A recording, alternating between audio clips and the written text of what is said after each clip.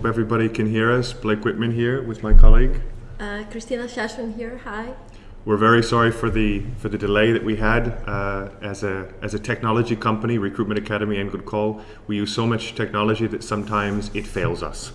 And what you can't see right now is we've got a group of people here making sure everything's working perfectly, but there's a couple bits of software that didn't cooperate so well. And we're very sorry. Hopefully we'll make it up to you with great content coming through over the next 60 to 90 minutes.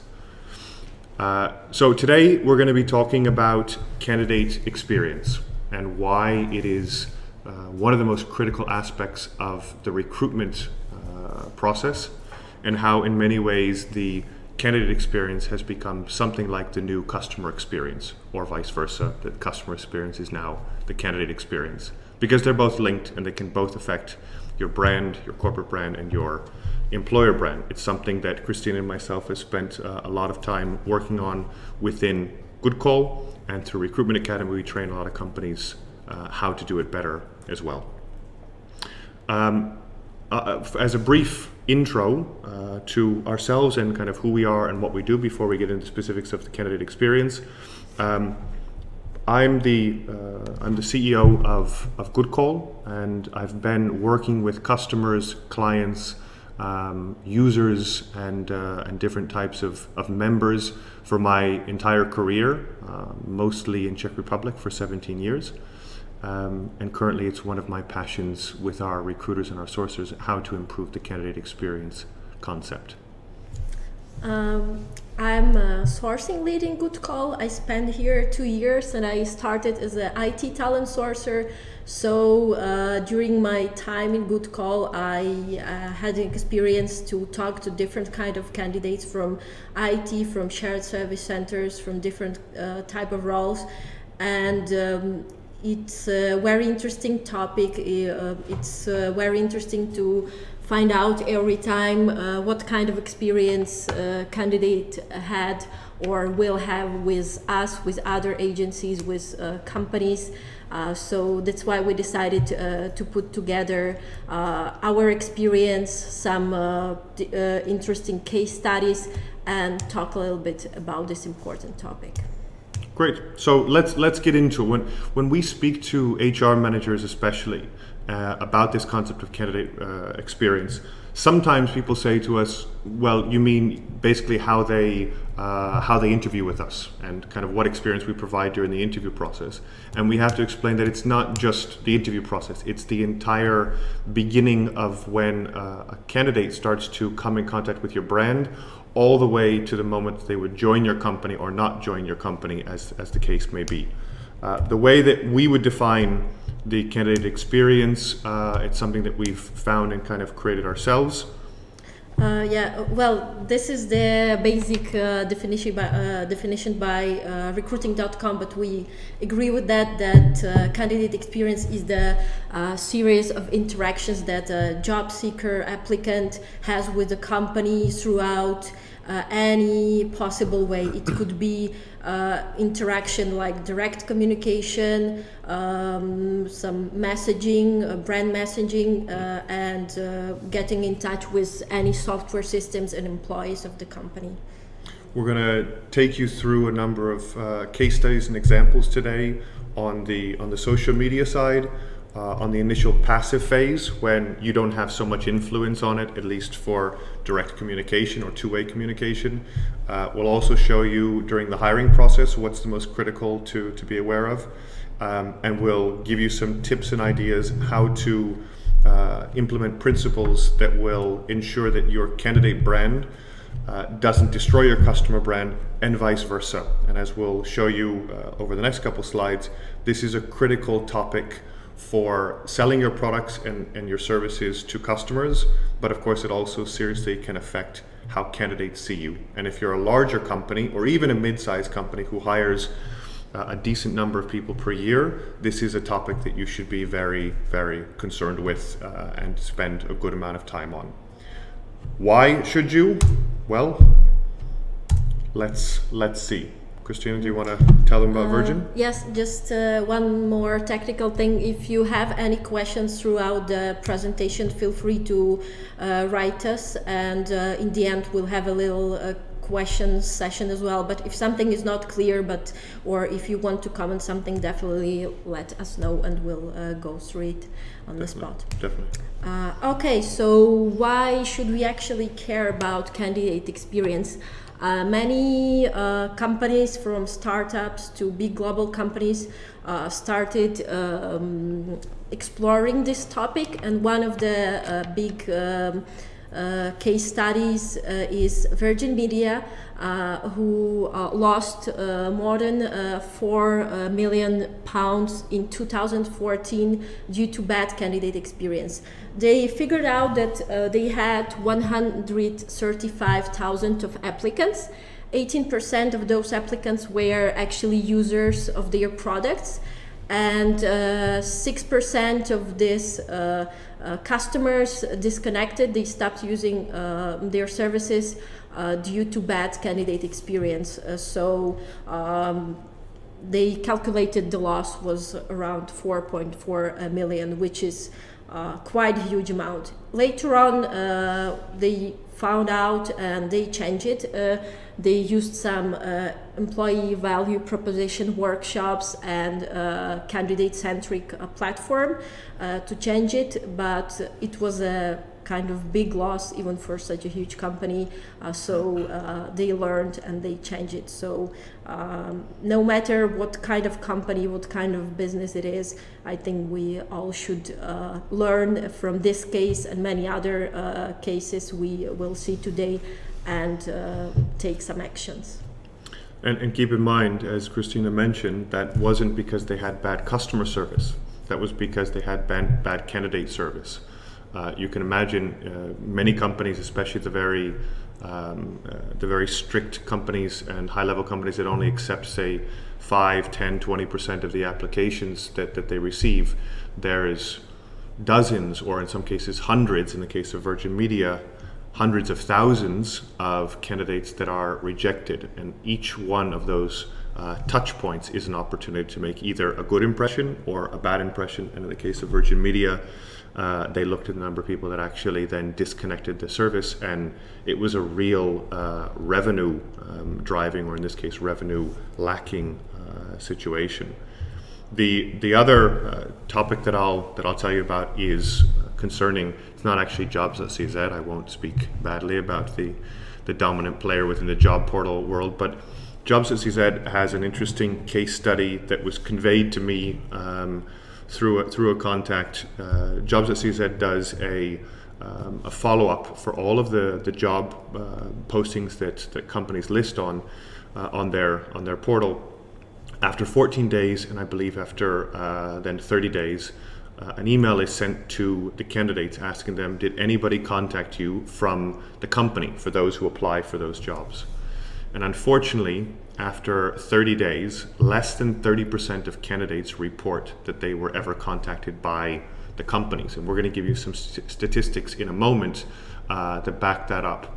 What I want to tell you about here is a bank that had that same issue, and similar to Virgin Media, they looked at the number of people they were rejecting or not getting back to, and found out that many of the people started canceling their bank accounts at that bank because they didn't feel confident and comfortable in a company, in this case a bank, that couldn't handle their candidate requests or employment requests properly, and therefore they shut down their bank account and stopped being customers of those banks. So there's some real world bottom line implications to having a good candidate experience, once again, that can affect your customer brand. So now a little bit of numbers, a little bit of statistics. Talent Board does the big survey of the state of candidate experience. They also provide a candidate experience awards to companies. And quite recently, in March, they issued the results of their survey for 2016. and situation with candidate experience is quite interesting. The main findings of those survey are that as mentioned previously, candidate experience does influence a lot the customer power of applicants.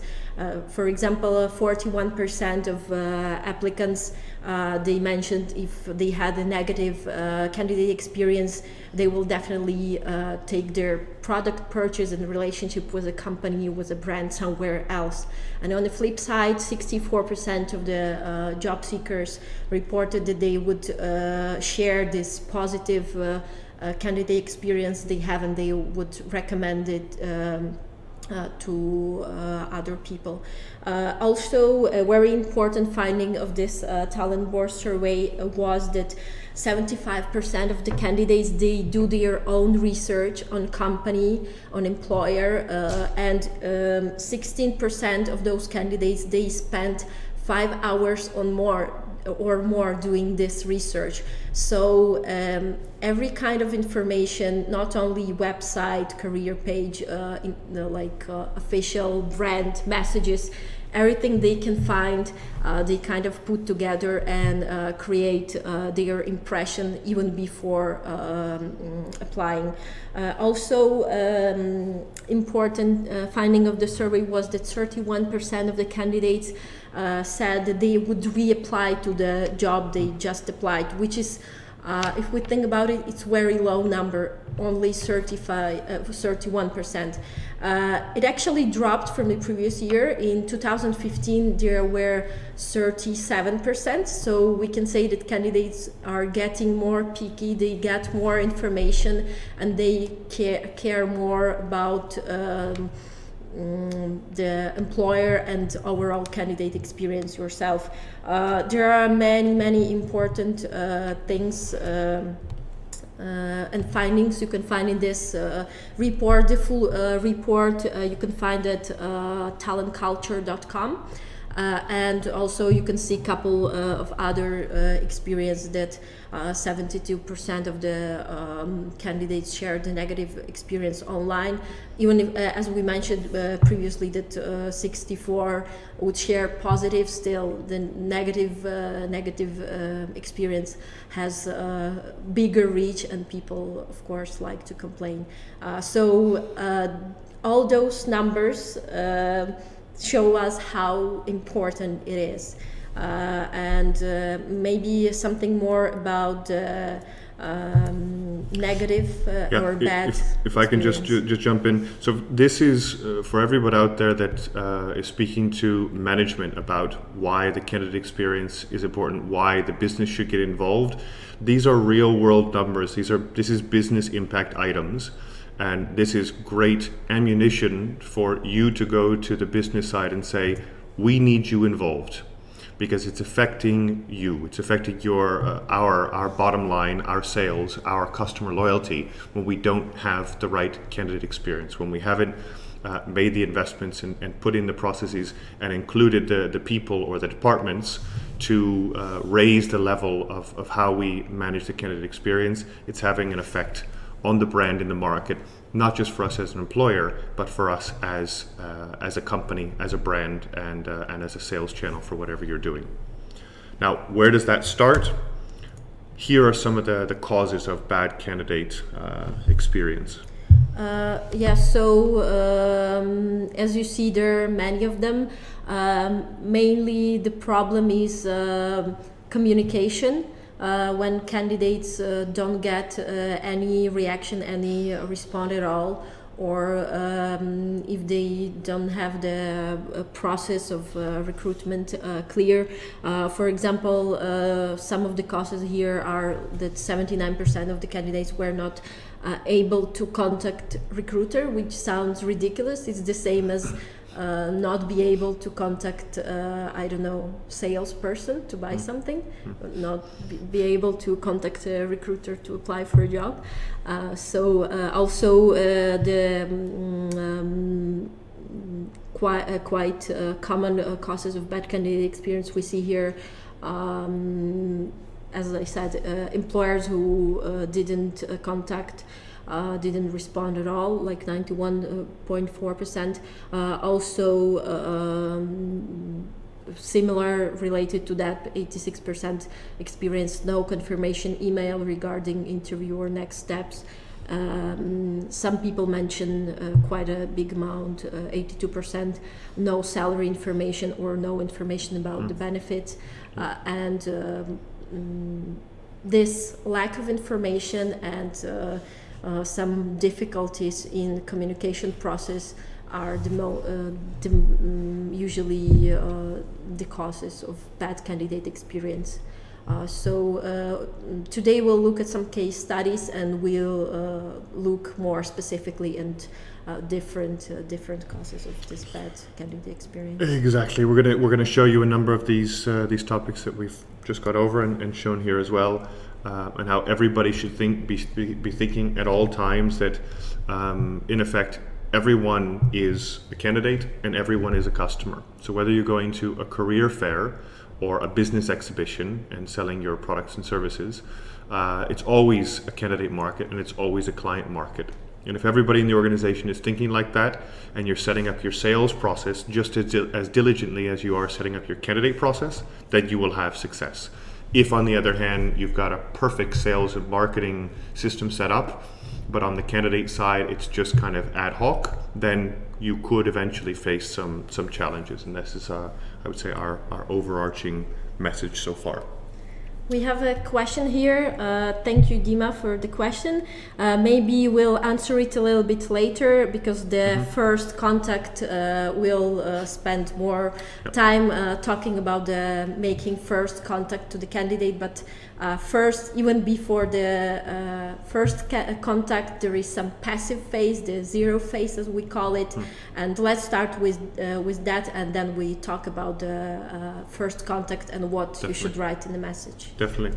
So I've had many people ask me in the past, okay, I get it. Yes, you know, what we say as a company will definitely influence the employer side, but how do those two relate? And I think this slide is a simple example of how that could work. So here we use some classic values or culture concepts that a lot of companies have: innovation, integrity, listening, creativity, fun, quality. So these are our typical values that companies say, hey, we're innovative, we want to have high integrity, we want to listen to people, be creative, have fun, high quality, etc. And if we were then to transfer that over and say, okay, we're innovative as a corporate brand, what would that mean for our employer brand? And what should we live by on the employer brand? Well, for the HR process, are your tools innovative? Your process, is it updated? And are your people thinking in that innovative way? Challenge yourselves to look at those processes and say, you know, do we use modern technology on the HR and recruitment side? We might have the most up-to-date, modern, amazing tools on our business side, but are we using it in HR? If you're not using it on HR, then you're not being true to your brand, your HR brand and your overall brand, and it's going to be quite different from your corporate brand. Integrity. We want to have high integrity as a company. That's something we push externally, fine. Internally, do we give people clear and honest feedback? This could even be for appraisals or assessments that you go through, but also towards the candidate process. Are you having high integrity when it comes to managing the candidate process and giving them the clear and honest feedback? A lot of companies say we want to listen to our clients and understand their needs. Okay, on the employer side, then are you also listening to feedback? Are you measuring what candidates say and following that up? And are you open, therefore, to receive feedback? If not, then you should probably look and consider whether your corporate brand and your employer brand are aligned. Creativity. This is a classic one that most companies in some way say they want to be creative or want to try new things, similar to innovation, only slightly different. On the employer concept, when you put out their job advertisements and job descriptions, are they creative or are they kind of boring, text-filled, really long adverts and job descriptions, I would guess that they're probably long with lots of text. And if you're a creative company, then it should be aligned. We're a fun organization. We love to have fun. GoodCall, we say we're fun. I believe we actually are. And I would also argue that our interviews and the way we run things are also fun. It's not just something that we have as a value in the company. Even in our employer process and in the interview process, we try and make it fun. If one of your corporate values is having fun, look at the employer process and see if that is the same. And then high quality. Many companies say we want to do high quality everything as a company towards the market. Well, when you interview candidates and you run them through the candidate experience, do you keep high quality? Do you give them feedback on time? Do you give them quality, honest feedback and all these things? If not, you should probably relook at that to make sure you're not confusing the market. So those are a couple areas where the corporate brand and your employer brand can be related, but there's still a lot more to consider. Here are some of the components that we looked at. Yeah, and I would say it's only like the top of the iceberg. Not only employer brand is a part of the candidate experience, but it also is, and it's always connected.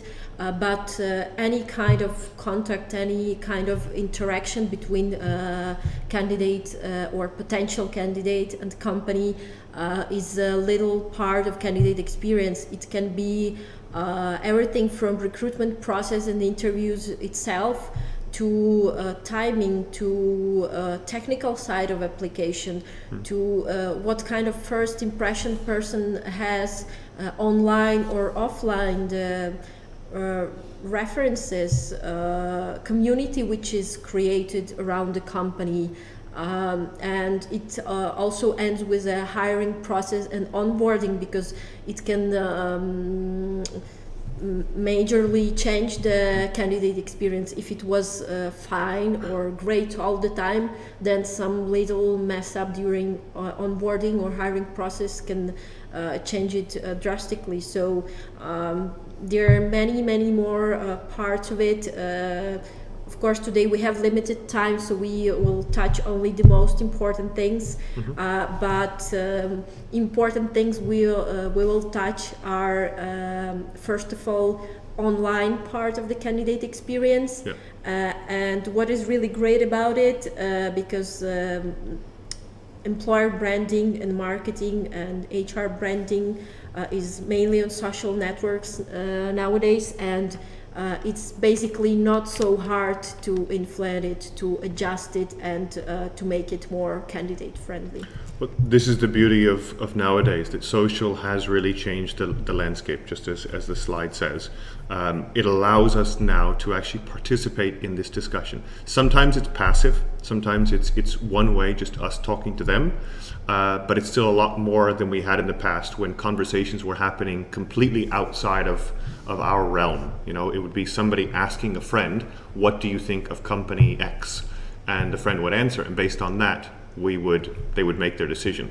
Nowadays, through the online world and social media, you can actually participate and affect what people are thinking and decisions they're making.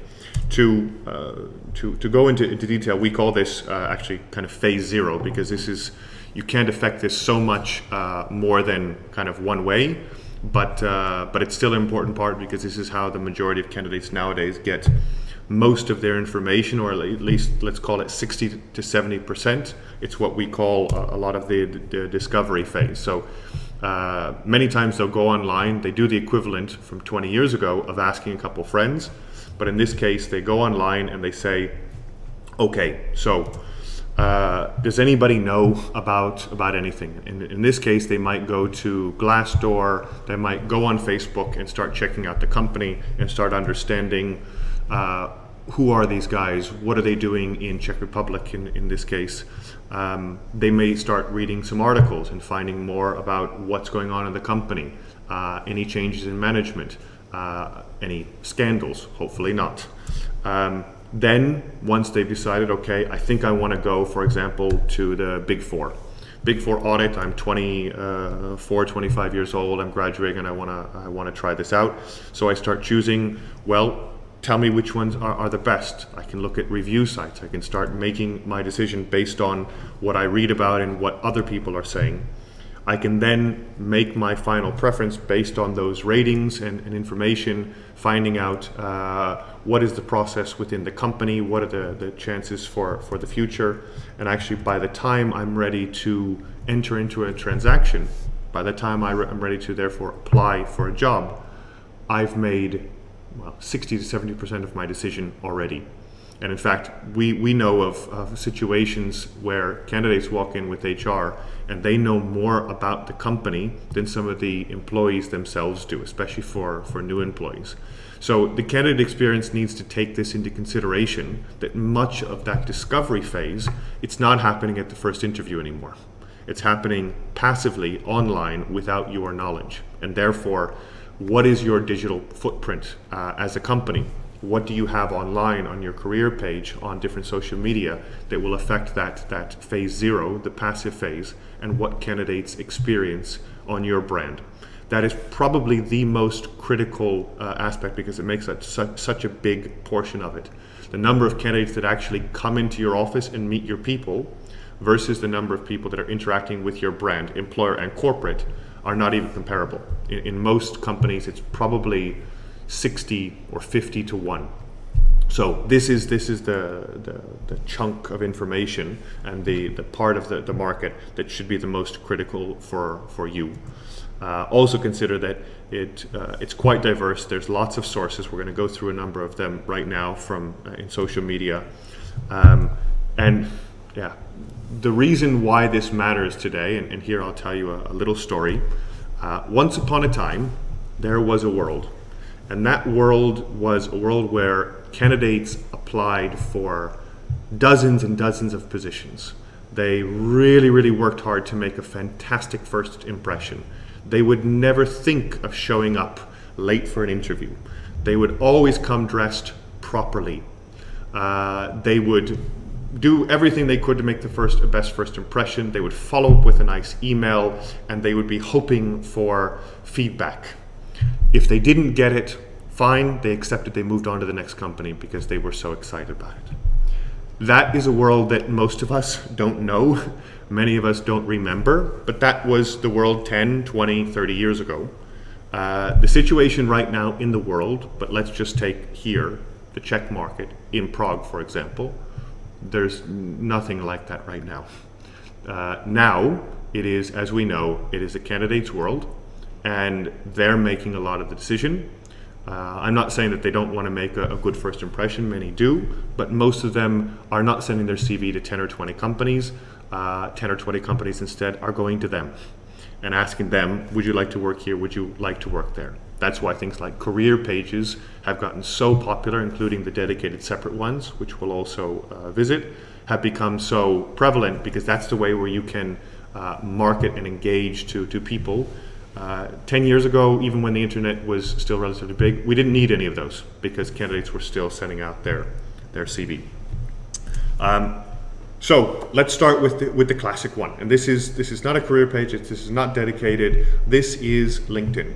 LinkedIn, for better or for worse, like it or hate it, new version, old version, it is the most powerful social media there is for attracting and engaging talent for almost every level. Sometimes at the entry level, it's not as good as some other channels, but it's still strong. This is the old version. Apologies, but I think it's important because what I want to show here is that for a lot of people, L'Oreal, in this case, was and is still considered women's cosmetics. In fact, that's what I thought for many, many years until I saw this picture. And I'm not sure about you, I don't know about you, Kristina, but I didn't know that L'Oreal owns Diesel. I didn't know that L'Oreal owns Kiehl's. These are brands, these are more men's brands. I had no idea. I had no idea until I went to LinkedIn, and as the part of the candidate experience, they started telling the world and telling candidates, we're not just women's eyeliner and lipstick. We're not just shampoo and other things. We have lots of cool brands that you can get involved with and close to if you want to come in and get to know our employer brand a little bit more. Well, I was very surprised because I changed my hair color quite often, so I use different hair products, and I found out that all this like professional hair brands, it belongs to L'Oreal, so it was a surprise for me as well how big it is. Yeah, we talk to companies who say, okay, but we have like 2 or 3 brands. What should we do? What should we put on Facebook? What should we put on LinkedIn? How should we mark our profiles? That's something where you have to look at your EVP, your employer value proposition, and decide what is best to tell the market about, because that's how the candidates start to experience your brand. But it's important, you know, if you use hair products like Kristina mentioned, you'll notice in some of the advertising for this webinar, actually, it was done in blue, Recruitment Academy colors, and Kristina's hair was more blue at the time. We decided to go red today. So thank you to L'Oreal and the other brands for helping Kristina to match our colors. Here's the new version, guys, of LinkedIn. This is CGI. This is the new version also of the career pages and what you can do if you want to pay a couple €1,000 per year. But the experience for the candidate is night and day compared to the old version. I'm sure you would agree. But more importantly, if you look in the life section here on the right, if you click on that, you get taken to a place. In this case, CGI is able to even choose which country or which region and customize that content. This is starting to get into the personalized opportunities that you can show to candidates to make their experience relevant to who they are and to what you want to show them. You can add videos there, you can add other rich media. It's pretty cool what LinkedIn is allowing you to do. Sandvik is the same thing. If you click on the life section or scroll down, you see a lot more information and videos that can be customized using, you know, top graphics and things like that. Even without the premium version, you can put the nice picture in the background, which really makes a difference for your branding and therefore how a candidate will immediately see you. TPCA here has chosen to show something about who they are. Without it, it looks a little bit blank, a little bit empty, and you're missing the opportunity for a candidate to come on here and start to connect with your brand. So Trexima, great company. We just did an event with them last week, but I've told them, definitely guys, get your picture up there. Now, other parts of social media where you can start to allow candidates to interact with you. In the Czech market, Twitter is not so big, but it certainly is getting bigger and bigger within the marketing section, marketing, PR, media, a bit, those industries, and in government. Interestingly, I don't think we have anybody from government on the webinar today. Still, you can see the L'Oreal Careers dedicated Twitter profile. You can see they've got 25,000 followers for a dedicated careers profile. This is not L'Oreal hair care or diesel brands or anything. This is just for the jobs. Yes, it's a large market, UK and Ireland. It's impressive. You can see the sort of content they're sharing, getting the candidate experience high. Facebook, it's not just about, you know, talking about your brand and your products. I was at the Trexima conference last week, where one of the large consumer brands in Czech Republic, a drinks producer, was debating this challenge. What do we do with our Facebook page, where everybody knows our brand, everybody loves it, but we also would like to get our careers and our jobs out there for the candidate experience? And what we discussed is, why not have one option is here, what you see in front of you, the careers section, where if you click on that, you get a second page that comes up dedicated to all the jobs. That's one idea. The other idea is to take advantage of large followers that you may have on your corporate brand page, and from time to time drop in a job. If you have 2,000, 5,000, 10,000 followers on your main Facebook page, why not capitalize on those users and from time to time tell them about somebody you're hiring for and see if they know somebody? It would be crazy not to. If you're going to have a career page and you know that your people are coming to look for jobs, don't bother them with lots of other things, hiding the jobs here. So Sodexo, you can see, has search for jobs right on the front page. UPS the same, it's dedicated to jobs. You can see the third option there, part-time and full-time jobs. This is UPS's jobs Twitter profile as well, where again they put out content that candidates really appreciate and can start to tell something about who the company is as an employer as well as a company. Pinterest, I'm just going to touch on for a moment because Pinterest is not so big in this market, but it is in other markets. Pinterest, I'm not sure how many people are aware of it. It is a place where you can collect pictures from around the internet. So not Instagram. I've had people say, okay, so it sounds like Instagram. Instagram is where you post your own pictures with filters. Pinterest is where you collect cool pictures from around the internet, like a recipe or I don't know, a cool photo that you see somewhere, and you put them in collections, boards with lots of pins. So that's one thing I should mention, Pinterest is 70% women. So user profile is 70% female, and therefore if you're going to use Pinterest, it should be for female population. Sodexo USA Careers has a dedicated Pinterest page where the total number of pins is impressive, 2,700, with something like 50 or 60 different boards. They found their market and their channel. They understood, okay, if we want to give the candidates the proper experience, let's go where they go and use their channels. UPS, well, I've used them in the previous slides to show how great they are. Unfortunately here, honestly, UPS jobs is a big fail because UPS clearly doesn't have that high of a female audience, and you can see it in this. They have something like 15 total boards and a very, very low number of pins. It hasn't been updated very much. They should probably get off of it. If you want to connect with your candidates and give them a good experience, use the channels that they're using. Otherwise, honestly, get off of them. It doesn't make sense to do that. Now, if you're going to try and connect with your users and you're going to start doing some branding, many companies, of course, have out there on a global level in many situations advertisements that have nothing to do with candidate experience or them as an employer. However, whether they like it or not, it's being seen by lots of people who may or may not be applying for a job at that company. And this is where marketing and HR, not just for the purpose of, I don't know, career pages or large jobs events, but also even for understanding the marketing side towards the corporate brand, the consumer brand, these two sides should be in contact. Because have a look at the PwC ad that we've listed here. This is not for PwC as an employer. This is not for a new position in tax. It is for their tax service in Canada. But it says something about who they are as a brand. It says, well, create, share, deliver. This is starting to say something of what it would mean or could mean for a candidate to work for PwC.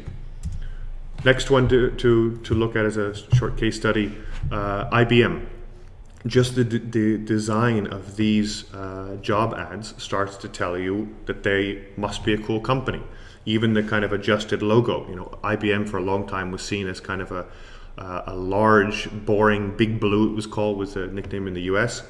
They've changed it, and they've changed it in their corporate branding, and therefore candidates in the employee market are starting to say, hey, maybe IBM isn't the old IBM that I remembered that my father worked for 30 years. These guys are doing new things, and you can see drivers can see traffic jams before they happen. Buildings bring down their energy costs on their own. If I'm a candidate looking at a couple big companies, I would seriously consider IBM. When if I hadn't seen these sort of ads, I might not. So once again, the corporate branding does affect employer branding.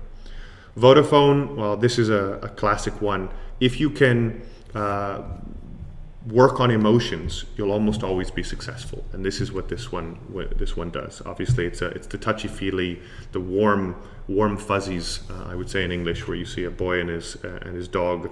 Inseparable means always being in touch. If I'm a candidate, I'm deciding whether I apply to Vodafone, if it's here, O2, Telefonica, or T-Mobile, and I see this, I think, hey, these are nice guys. This feels good. I'm going to apply for them. Cheers, Aubin. go get them, active, adventurous. If that's me, I might apply to Chelsea some other banks if I see an ad like this, because I start getting an idea of who they must be. Hilti, if I like, power tools, I like machinery, I like more the technical companies and getting into manufacturing and industry, this will speak to me. If I don't want to do that and I see this, it could even turn me off. That's the other side that we need to be aware of. Now, second topic on that, we have our ads. If you want to actually put out a job ad, if you say, okay, we have to use job advertisements, we can't just rely on corporate branding, that's clear. My recommendation, don't use something like this. Obviously, make sure you double check it, because if you need somebody who's 18 years old with 20 years of experience, that's probably not going to get you too many candidates. Do something fun, do something different, do something at least that's authentic and clear to your company. Here's a case from the US where this is a classic one that a number of companies have done, where they give you a formula or a problem to solve, and if you can figure it out, it spells out a number that you can call. Next one of my favorite ones, this is out of Singapore, hiring for a bartender, and if you can figure out what this means, if you can decipher this babble, as they say, we'd like to hear from you.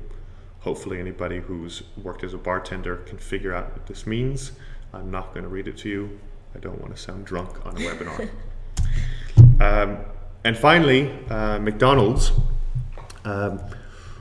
It's one of the most provocative ones. You probably, I don't know if you can read the bottom, but the top part says, we don't hire Turks, Greeks, Poles, Indians, Ethiopians, Vietnamese, Chinese, or Peruvians. So trying to provoke questions about immigration, especially nowadays. And on the bottom it says, nor Swedes, South Koreans, or Norwegians, we hire individuals. We don't care what your surname is or what languages you speak. Very powerful, and it says something about McDonald's as a company, but also as an employer. This is actually one of the best I've seen for combining who you are as an organization and who you are as an employer. And of course, I couldn't let it go without showing GoodCalls that Josef Kadlec's Jose helped us create. I certainly couldn't create this. As you see, it's kind of working on its own. When we were looking for an IT recruiter, which actually we'll be looking for again soon, by the way, we put this out and got some very, very good responses, nice engagement from people, because it speaks to our audience. We knew who we wanted to talk to, people who love and know IT. We put this out there, and the experience is pretty high. Briefly touching on some job descriptions now. This is something that I'm quite passionate about. A job description used to be called a job advertisement. We call them job descriptions now. I think we should call them job advertisements again, because an advertisement should be something that attracts you. It should be something that's interesting, that you want to read. It should be an advertisement. It shouldn't actually be just a classic description. This is mBanks, and most of their positions start off with ahoy. And the reason I love that is because it tells you something about the company, the team, and the person.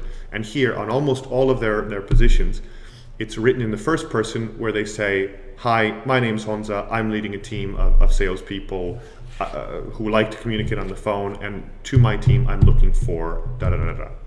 And many of them say that. It's a very wonderful way of personalizing it and allowing the candidate to start to live in that job before they've even applied for it. Another bank, Airbank, does also a great job. Instead of just writing classic things like you need a college degree, under Godoste a co máte za sebou, you can read there doma se vám práší minimálně na maturitní vysvědčení. So great, it's a fun way of explaining what a lot of us say in boring ways, but it tells you something about the company. It starts to show the unique qualities of them as an employer, not just what they're looking for. Here's one from Meetup, who was looking for associate community specialist. They start to imagine what it could be like to work there.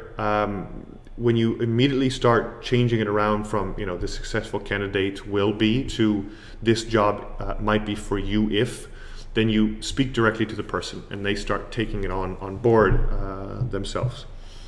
Short sentences, I love this part. You communicate clearly, you write well, you speak eloquently. These are nice ways of communicating your job profile without just describing it in long paragraphs. The last part, before we go through a couple tips, are these new dedicated, separate, I'll call them career pages. They're more like portals that are not even linked to the global brand in many cases. I believe it's because on a global level it's difficult. In this case, I don't know, EY or Chesobay would have to be part of KBC, Spotify would be part of Erste Group. So they build separate pages. And within those pages you can find out, in usually an interactive way, a lot more about the company, who they are, what is the process, what it's like to work in them. I'm going to take you through a couple very briefly. Here is Chez, Greyinde, where you can really interact with their company, their brand. Here I've got some positions on the side. If I scroll, I start to see a lot about their different companies. I can start to see something about the people. It's very interactive. There's tons of information. And I'm not limited to a classic career page where it starts with why to work for us, benefits, and open jobs. Much, much more interactive. The same for, here is Ernst & Young's Cesta EY. Once again, you can see a lot about the company, different parts of their business, the process, the different stages you would go through within the organization. It allows them to be much more free in how they present information to the market. Now, don't believe that it's only just for the big four or the large banks. All of these are fantastic, by the way. I was very pleased to see a company like ČSAD Ostrava. Yes, I was quite surprised as well to see them. Naskoč.se or C. They have their own dedicated job page where you can see, and it's a nice scrolling feature, you can see all about their company, how big they are, what they do, how they started. Super information. And for a company that I don't believe that they're hiring thousands of people per year, certainly not as many as a company like PwC or Spotify. Impressive that they've been able to create it. So if they can do it, many of you can do it as well. And this is a great way to show a completely different level of candidate experience, because candidates can get to know you a lot more than on just a classic career page. To summarize, for the passive phase, one of the key elements is to remember that the majority of this process is passive. There's parts like the dedicated career side that are a little bit more interactive, where you can do a lot more actual talking. Even on social media, you can begin to send them message, even of course replying to comments and things like that. But there's also that time where candidates are simply looking at you, your brand, your LinkedIn profiles, and everything else without you even knowing it. You need to ensure that you're using social media properly, the right channels for the right audience to give them a good experience. Graphic designers are actually not that expensive for smaller projects, and they do amazing work. They can upgrade a job advert or even a job description to such a level that you won't even recognize what you've given them in the Word document or what you've created in PowerPoint. I highly recommend finding an hourly graphic designer. There's many good ones around the country, and using them for ads and other things. And finally, on job descriptions, do me a favor and look at your job description and start by cutting it in half. In 90% of the cases, that will be enough to get people to actually read it and engage with it more. All those parts about the nice to haves, my recommendation, get rid of them. The candidates really don't want to read them, and you know that it's not critical. So open up the candidate pool and reduce the size of some job descriptions. That ends the first part of the passive phase. Then comes the first contact. Now, first contact nowadays is a little bit different than it used to be. Today's world, the candidates, as we mentioned at the beginning, candidates have a lot of the power. Brands matter to candidates nowadays. Many times, as we've just mentioned, they know exactly what they're looking for. They know all the details about your company and your brand. There's also a little bit less brand loyalty than there used to be. So they can change companies almost whenever they want to, because there's lots of offers coming, especially in this time, in the last 18 months, probably for the next 18 months. So a new workforce in this new style means the experience that we need to give them will have to be slightly different. One of the biggest areas that has taken over the world is mobile, and I think, Krista, you even have some stats on this, on how big mobile is. It's actually drastically changed in 2016. Around 79% of the companies, according to Talent Board survey, started using mobile version applications for their jobs, while in 2015 there were only 18%. So increase was like 60%. It's huge. Only in 1 year. So we can expect the next year it will be like 99 probably. Yeah. Well, I mean, GoodCall was, we had the first mobile app in the market for job seekers. And one of the reasons we did is that we saw that on average, even 2 years ago, there was 1 billion searches done on mobile devices every single month. Now, that doesn't mean they were always applying, and the screen in front of you is the reason why they were not applying all the time, but they were on their mobile devices. However, if you have an experience like these you see in front of you, you're obviously not going to be able to apply very easily because it's not mobile optimized. Now, many companies are getting a lot better, and actually I've rechecked some of these. At least one of them is getting better. The others are still working on it. Exxon, for example, is working hard implementing their new system, SuccessFactors, that is much more mobile optimized. Because this is the channel. If you have 70% or now 90% on mobile devices, you need to be sure that your experience and your candidate experience can be mobile. Here's a few simple examples. We have L'Oreal, we have AVG, okay, now Avast, STRV, and Eventbrite. It is not so difficult to create a mobile optimized version. In fact, as of April last year, Google even downgrades your website if it's not mobile optimized. So there's a business reason to implement it as well. Adding documents easily by using Dropbox, iCloud, etc. The one on the right, Eventbrite, you can see there's the button Apply with LinkedIn.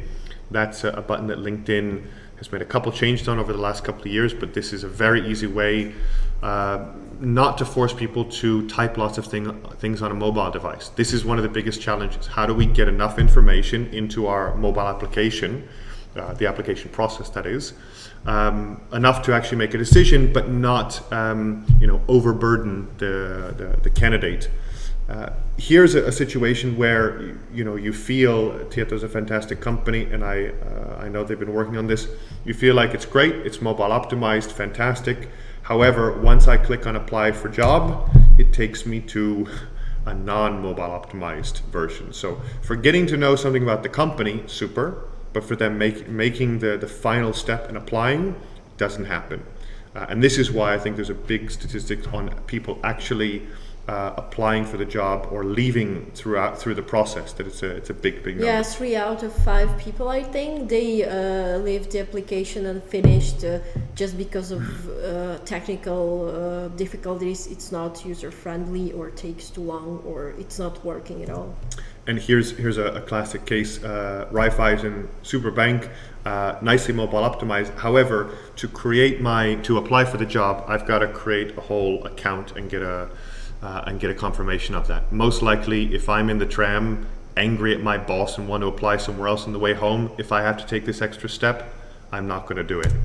Here's an interesting alternative if you don't have a lot of technical resources.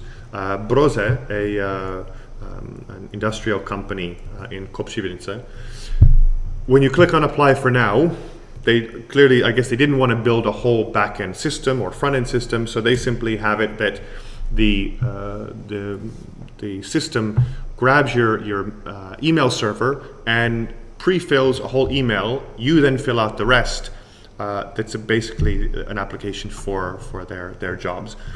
It's not ideal because I still have to fill it all out, but it's certainly better than having a non-mobile optimized version. So well done to them. Also, just one final thing, because I don't want to go through too many mobile career pages today.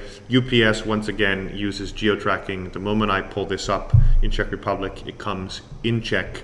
Everything's clear, nicely mobile optimized, and I can apply quite easily. Mm-hmm.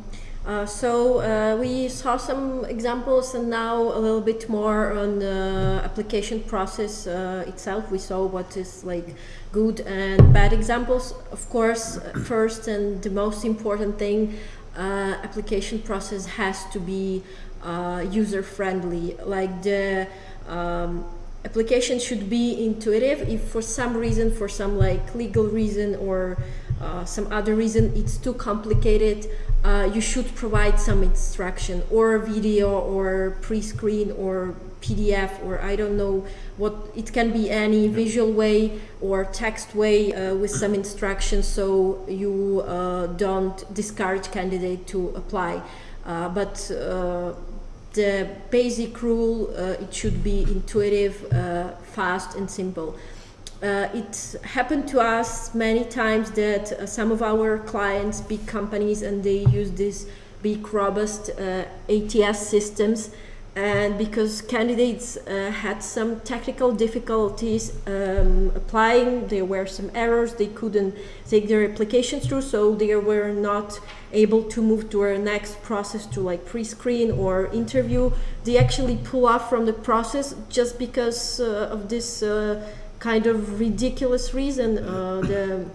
The application process didn't work properly, or they had to do it an hour and spend a lot of time at it. So this is something important to consider. Also, some more numbers from a talent burst survey, that 42% of the candidates, they actually spent half an hour or more time filling in the application.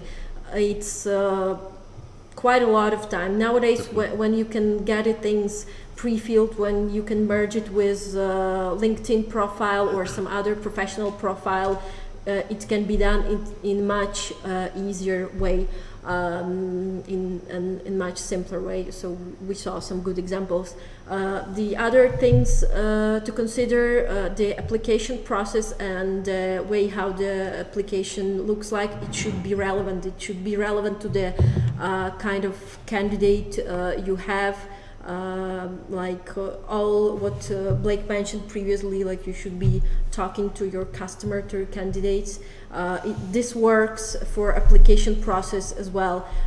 For example, to get some interesting candidate experience, I applied for a job in a Dutch recruitment startup. So I saw they are kind of cool, innovative and tech, almost like a GoodCall. So I tried to apply there for a talent sourcer role, and application was really interesting. It was simple, fast. I could apply through LinkedIn profile. They also had a couple additional questions, but questions were very relevant. For example, they asked what is my favorite like talent sourcing trick or things like that. And the last question I liked the most was upload some meme about you. And like memes are very popular in social media, especially it speaks to millennials, it speaks to young people, so I think it's kind of cool way to build an application form, and it tells you something about the candidate. Also, during this experience with this startup, after I replied, I received an automated response from a chatbot called Marvin, and it was very sweet and funny. email, even though I know that it's automatic, not a real person is writing to me, and he even explained that. But it was written in such a funny and creative way that I liked it, and I didn't mind that it's not actually a real person getting back to me. Also, the other important thing, and where it often fails, because you can have super simple and user-friendly application process, but if candidates don't get a response, or reaction time is very long, it all fails, and people won't be like satisfied with this candidate experience. Actually, 70% of the candidates who applied online, they never get any kind of response. This is backed up by the jobs.cz information that I have as well. Same thing, 70% never hear back. So at least some automated response, some template, something connected to ATS. It should be there, it should be in place. It's better to have automatic response than nothing. Of course, to make it individual, to make it customized, it's even a level higher, but do make sure that even those absolutely not relevant candidates, if they show some kind of interest to your brand, to you as an employer, it's very important to take at least a little care of them and send them some form of response. Also, the last but very important point related to the application process, and this is also very often the cause of the negative candidate experience, is process and expectations, that candidate doesn't know what's gonna go next. They don't know what will be the next step, how long the process will take, how many rounds of interview there will be, and sometimes it's really frustrating, and it might cost you a candidate if the process is not clear and candidates are good and are actively searching for a job. So those are the main points about the application process. Also, a very important thing to consider is that not always your candidates or you as an employer and the candidate as an employee will have this match, this click at this very moment. So you should provide them with an alternative way for application, or alternative way to stay in touch with your brand, to stay in touch with you as an employer. A very good example of that is talent community. Talent communities are really big things nowadays. I think after like mobile and social media, it's a next big trend. Of course, it doesn't work for all kind of companies, but right now, from little startups to big companies, as SAP, for example, companies are creating their online and offline talent communities, which are not only like career pages. This is actually the online service which is providing candidates with some customized job alerts, which is providing potential candidates in this community with some important information about the company, about the brand, of course about some changes and job openings, and also about the other options, for example internships or cooperation with universities, or some other forms of cooperation, not just a classic like employment contract. This is a really good alternative, because even if a candidate is not relevant, we never know when this candidate can be qualified, can be suitable for us. Maybe in half an hour, maybe in a year, maybe in a couple of years. And this is a really good and sustainable way to create kind of a talent pool, a pipeline of potential candidates, and put them together in some form of community, which doesn't have to be only online, different offline meetups organized, for example, by tech companies. It's also a way of creating a talent community.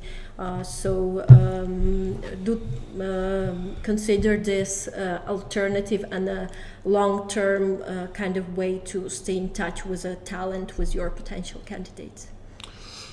Yeah, I mean, talent communities are a fascinating concept that have come about in the last few years, and certainly something to think about. Now, if you are going to make that first connection, though, to the candidate, and this is what we'll touch on now, the question that comes up for the first connection, Kristina mentioned it a few times, to automate or not to automate. That is the question. There are some pluses and minuses. Right, so if you have an automated response, it is great that there's some connection that the candidate feels like if they want to, they could always respond to that automated message. Hopefully, you include some sort of contact details, even if it's just a general info at email or a website where they can find more information. The questions I would have here on the automated response are whether, firstly, is it honest? If you say, thank you very much for your application, we'll get back to you within, let's say, 3 working days. Are you really going to do that? Are you being honest? Will you really get back to them within 3 working days? Because if you set those expectations, you need to follow through on that.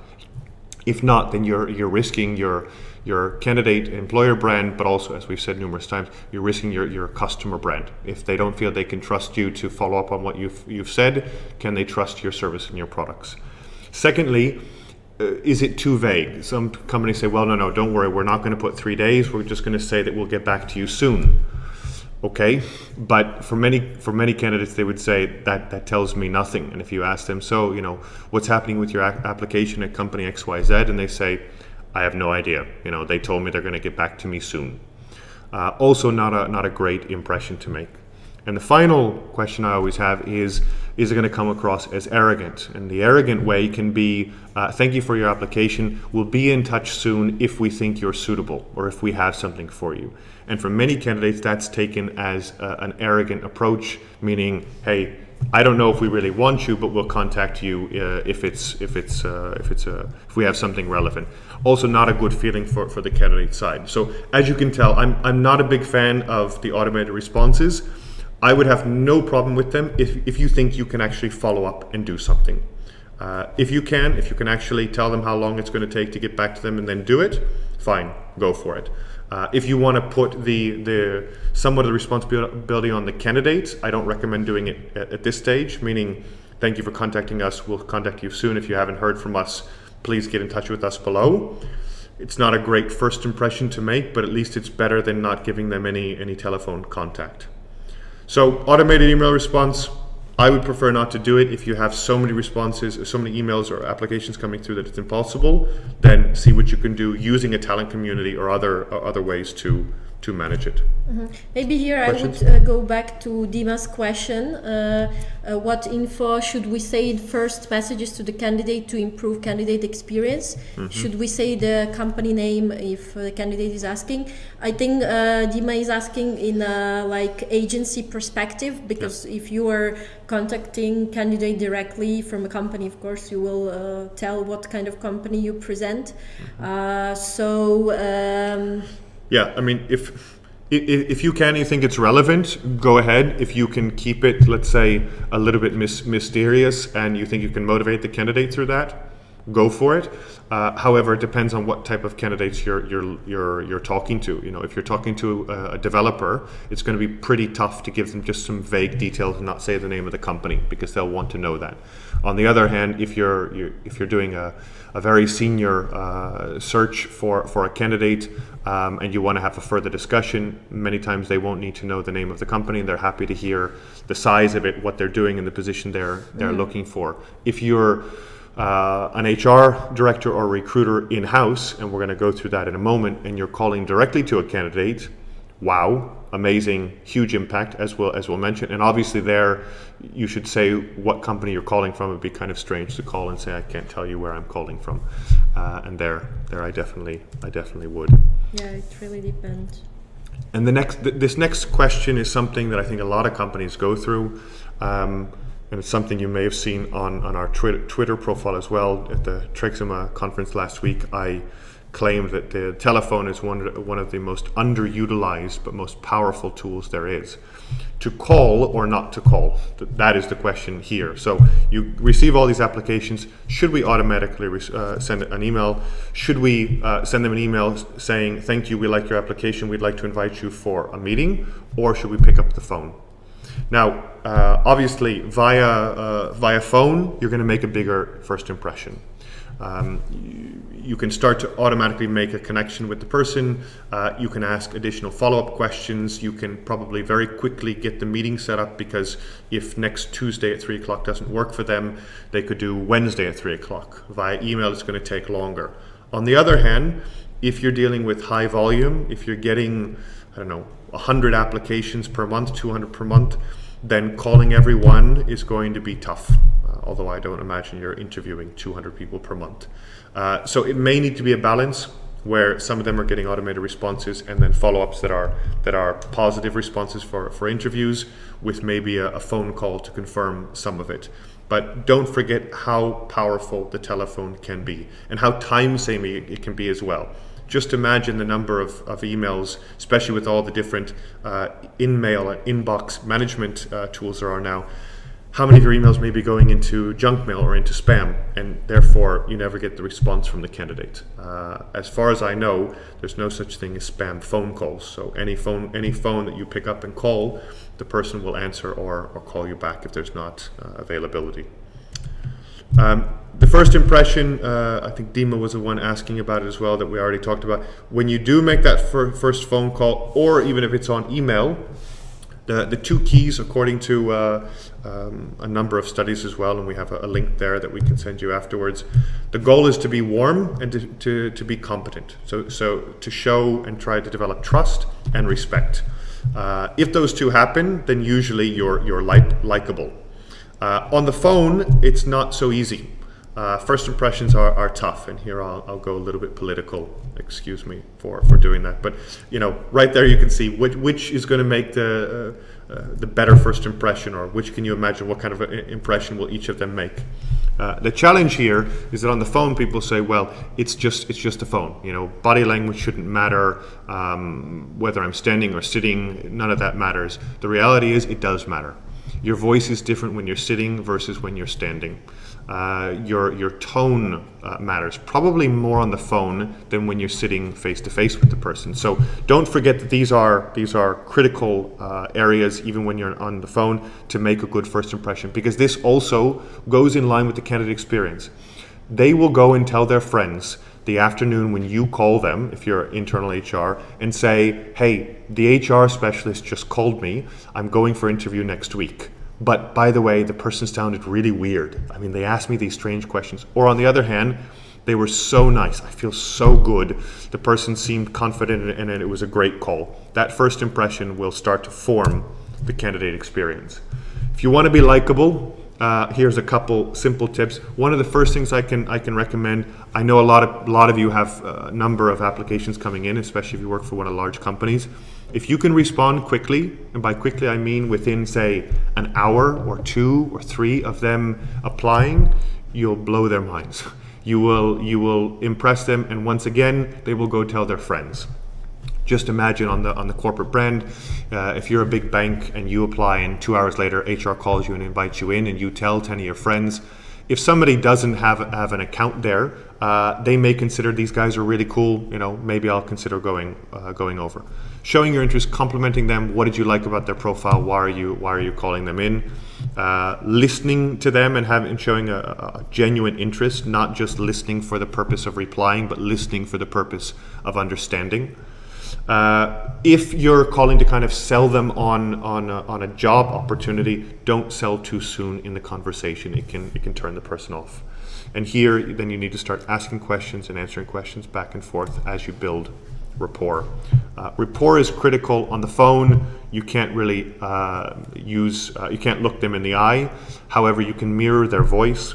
You can use their name, not too much because then it can sound kind of creepy. But finding common ground based on who they are, their interests, their school, their jobs in the past, their companies, that's the way that you can immediately build rapport. And for somebody who's not sure if they want to come talk to you, you can turn that around to, okay, I'll come and meet you to find out more.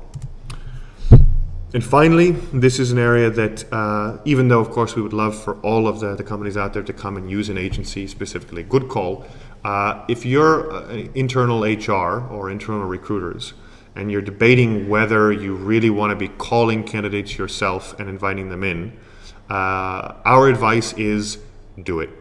The impact is massive. From the agency perspective, of course, we would love to believe that 90% of the candidates we call and invite in will come, but that's not the reality many times, because candidates will see some agencies as not as reliable, or they don't understand me. I don't know if I trust these guys. If you're the HR manager, or you're the hiring manager, or you call up as a recruiter and say, "Hi, Mr. Jones.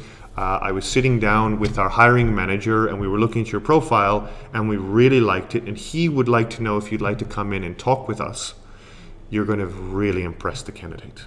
They will be very excited, maybe going back to the once upon a time world, and be ready for that meeting. The impact you can make is a lot bigger than sending a note or just waiting for it to be done through somebody else. So don't be afraid to pick up the phone yourself. So a couple simple first contact tips. If you've got a new audience, get ready for the new style. Make sure mobile experience is top of your list. Application process itself, look at a UX specialist, user experience specialist, to see how it flows.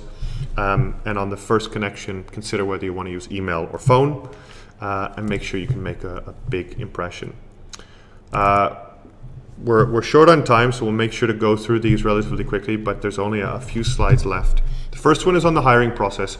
Here, response time. This is one of the most critical ones. This is, as we've mentioned to you, 70% of candidates never get a response. Imagine if you can get back to a candidate within 3 days. I would call within 3 working days Premier League. You're the best of the best if you can respond within 3 days. 4 to 8 working days, not bad. First division, let's call it. A couple candidates may have already contacted other companies and gotten a response by then. If you're beyond 8 working days, you're looking at a week and a half, and you're probably going to be hurting your company brand, your corporate, your sales brand. That could start to hurt your business. The next question is, okay, we've contacted the candidate within 3 working days. Super, well done. Who should interview the candidate first? What's the best candidate experience, best practice? And the answer is, it depends. Depends what type of role you're looking for. Depends who the hiring manager is. It depends who the HR is. Here we need to look at personalities and style. We need to look at what we're hiring. It's somehow accepted that for a lot of entry-level roles, somebody within HR is first.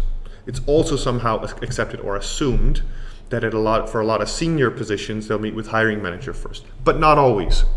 If you feel that HR will make a bigger first impression, put HR in front of everybody. If you have a very outgoing, charismatic hiring manager who's going to be able to present the company really well, try and get the hiring manager in front of whoever you can, and first if you can. But the final message here is, don't be so attached to your process that you're not ready to be flexible. If you've got a gap where you go through the first round and then with HR and hiring managers out for 2 weeks, don't sit around and wait for 2 weeks. Have the candidate meet somebody else in the company. Maybe it's the hiring manager's boss, maybe it's a different manager, but get the process moving. Be flexible when you can. I'll tell you a very brief story because we're short on time. I was at a conference a number of years ago, and Marcus Buckingham, the famous author, was there, and he told a super story. It's called the milkshake story. He travels 200 days per year minimum. Every hotel he goes into, he does the same thing when he arrives at 10 p.m., 11 p.m. He calls to room service and he asks them if he can have a milkshake. Now you can imagine most hotels don't have a milkshake on their menu. And that's usually what they tell him. Sorry, sir, we don't have a milkshake on your menu. So I'm sorry, I can't do it. And his question is, That's no problem. But can I ask you something? Do you have milk in the kitchen? And the answer is, yes, we do. Do you have ice cream in the kitchen? Yes, we do. Do you have whipped cream in the kitchen? Yes, we do. Do you have a blender? Do you have a glass? Do you have a long spoon? Yes, yes, yes. Then can you make me a milkshake, please? And the answer normally is no. Sorry, because it's not in the system. And the message here is, don't let your process get in the way of giving good customer service. Just because you don't have it lined up and in the system, and just because it's supposed to be done like this, doesn't mean that you should destroy the potential candidate experience because of that. Be ready to be flexible. At the same time, there's nothing wrong with sharing your candidate, your hiring process and what the candidate experience should be. And many times you do need to make it clear what it's going to be, at least the whole hiring process. If you need to make adjustments and be flexible, fine. But for candidates, it is a critical component to let them know how it should go. And one of the things that I like to talk to companies about is showing that path online. For a lot of the large companies, it's very clear and they have it online. 4 key components. The first one, for a good online path, personalize it. Show real people, real jobs, even real contacts to them. Second one, the recruitment process. Explain to everybody, what is the recruitment process? How do you get into our company? Where do you apply? How long should it take? What is the first step, the second step, the third step? The third area is the career path. So if you come into our organization, for the Big Four, for example, these are the typical career paths that you would take. But even in other non-Big Four, you can show that. And having an FAQ, a frequently asked questions section, for some specific details can be very good. PwC has a fantastic one. You can go through it yourself if you'd like. So candidate experience really does matter. What I call the 4 R's: your reputation, your respect, getting recommendations, and reapplying for other roles in the future are all affected by your candidate experience. A few simple principles: being honest. So giving the feedback during the interview, even that difficult rejection feedback, is a critical step. Being consistent. If you have a process, I've told you to be flexible on it, but I've also said to have a process. Make sure that everybody's clear on that and follow it and stick to it within reason until you need to adjust it. Process might be to follow up with somebody and tell them, I'm sorry, we haven't made our decision yet, but even that is good information. Be personal. You know, if you want to make that connection to the candidate, have them be close to your company, even if you reject them, then you need to start to get to know the candidate. Don't be afraid to do something special, something above and beyond what candidates would normally expect. It could be, you know, meeting them in a unique area, picking them up in a cool car and taking them for one of the interviews. And finally, the golden rule, what my mom taught me, and lots of yours as well: treat the candidates as you would like to be treated if you were a candidate. If you were in their shoes, it's kind of a simple one. Here's a couple other suggestions from candidates that we have from one of the online statistics. Yes, so we went through some causes of bad candidate experience, and mainly what candidates mentioned, what can be improved. Of course, more communication, follow up on every step. Actually, there was an interesting article from a candidate that she said that why there is such a drastic difference between the frequency, how often a recruiter contacts me before the interview and after interview. So we as recruiters try really hard to get an appointment, get them to the interview, but then after, if process is kind of stuck, there is no communication going on. So this is something important to think about. Definitely communication is the most important factor in candidate experience. Also, timeline, what Blake mentioned, the process should be clear, and there should be some human contact, and well, most of the things we went through: clear job descriptions, status updates, and different confirmations, and shorter readable application form and information about the salary, but mainly it's all related to the communication, to giving feedback, to talking to candidates actually. Agency side? Yeah, it gets a little bit different when you have agency in between a company, employer and the candidate. But all the same rule applies. Recruiters in the agency are they also care about the feedback, so the process should be set, the contact points should be set. If it's a hiring manager or HR person who gives us as an agency the feedback, because nowadays in the conditions of Czech labor market, time is really valuable, and sometimes because some contact points are not set clearly, or some timing is not right, some processes are stuck, we are not getting feedback in like weeks, candidates are just gone. Good candidates won't wait even for a great offer because they can get even better offer. There are many offers out there for good candidates. So we really ask you as agency side to provide feedback, also on our performance, on the candidates we send you, and also to set some regular updates, what is like best practice and what works for us really well, having some regular updates with clients, like on weekly or monthly basis, depending on how much work we have in between, and having some reports and then discussing it.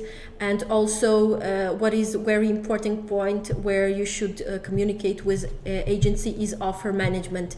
If you're gonna discuss it with a candidate directly, or if you hand it over to the agency, I wouldn't go into like advantages and disadvantages. Sometimes it's really advantage because a candidate can tell to agency something they won't tell to the company directly.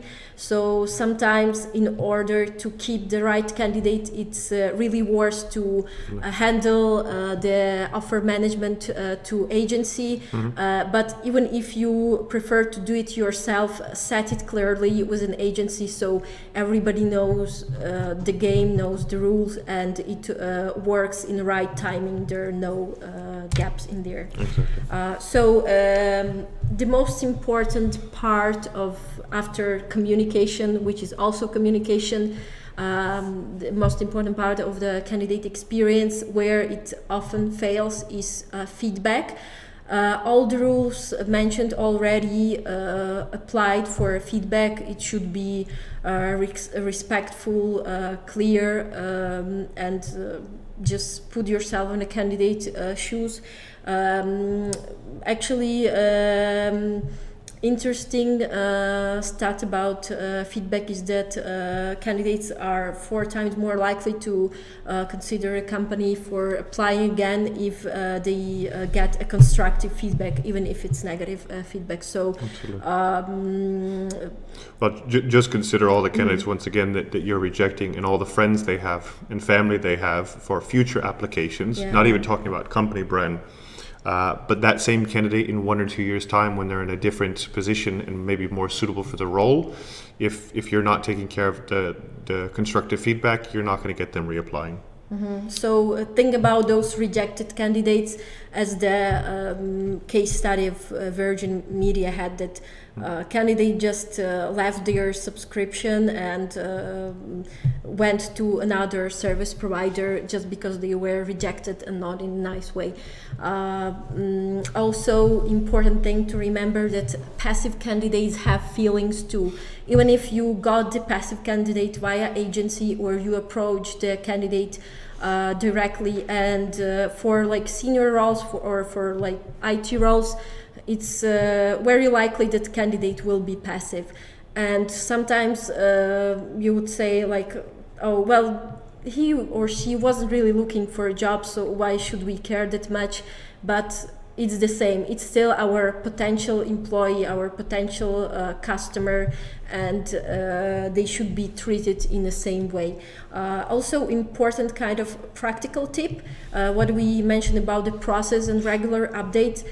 Even if you have no update in the process because it's stuck somewhere, you didn't get the feedback from a hiring manager, let's say, give candidates some update on no update. Let's say in the end of the week, call them or send them email to let them know that you care about them, that you don't forget. But something is not updated yet. Also important thing to consider, phone versus email, when to give feedback over the phone, when give it over the email. Like the standard golden rule is, if candidate had a personal interview, if candidate devoted their time, maybe take a day off to come to the interview, definitely call them, not just send a rejecting email. It's more respectful, and it's just making the experience much better if you call and kind of keep this personal communication. To summarize, basically, if you have a rejected candidate strategy, you will be successful. There's no question in my mind. If you measure it, because only what is measured can be improved on, then your ability to hire in the future, your touch to your customer brand will be that much better, because all of those dozens or hundreds or thousands of candidates that have come in contact with your company will feel a lot more positive even when they've been rejected, because feedback is one of the most crucial tools, even if you don't have the crazy little goatee that this guy has on the feedback. But feedback is a crucial part of the whole candidate experience, along with that rejected candidate strategy. With that, I think we'll close. We're almost exactly 90 minutes, including our 5-minute delay. Don't be afraid in some cases to just cut off the process when you see that actually it's not going to happen. We're not going to hire this candidate, in the vein of giving good feedback and rejecting candidates properly with constructive information. Sometimes that's more important than taking lots of time and saying there might be a chance. At some point you need to cut it off. Couple simple tips. Response time is KPI number 1. Make sure you're sharing your process, but you're ready to be flexible. Be human, put yourself in the candidate's shoes. Give proper feedback, and make sure that rejected candidates are a big opportunity for you. Maybe I would add one more important thing to the feedback overall. Do ask candidates for feedback on the process. It's also made their experience better, but at the same time it makes you see what kind of improvement you can make. And the best way, the simplest way to get this feedback is the Net Promoter Score. You probably know it from marketing, where survey of candidate experience or candidate feedback would consist only of one question. How likely would you recommend this company as an employer to your friends, on a scale from 1 to 10? Very simple question, but it tells you a lot. And there you can see what are the ways to improve your overall recruitment process and candidate experience you provide. Super. So that brings us to the end of our candidate experience webinar. There's a handful of inspirational articles that you can go through, and I think we'll be sending this out. If there's any questions, you can please send them through now. I don't know if anybody has any, but we'll be happy to go over. Yes? Not yet. Well, Dima had some comments on applications about the crossover, but no questions. Well, if you still have any questions, you can send it through. Yeah, you can send it through. Also, email us as well if you'd like. Email. Okay. Well, we said it would be 90 minutes. And we're at 90 minutes anyhow, so if there's no other questions coming through now, feel free to get in touch with us. I hope it was valuable. Kristina, thank you. I enjoyed it. Thanks. As normal, like our in-house discussions as well. And I wish you all a nice, warm next couple days, and hopefully your candidate experience strategies will be fantastic and produce good results. Yeah, and if there is any way we can help you to provide this great and valuable candidate experience, we are ready to help. Absolutely. Thank you. Thank you, everybody. Goodbye.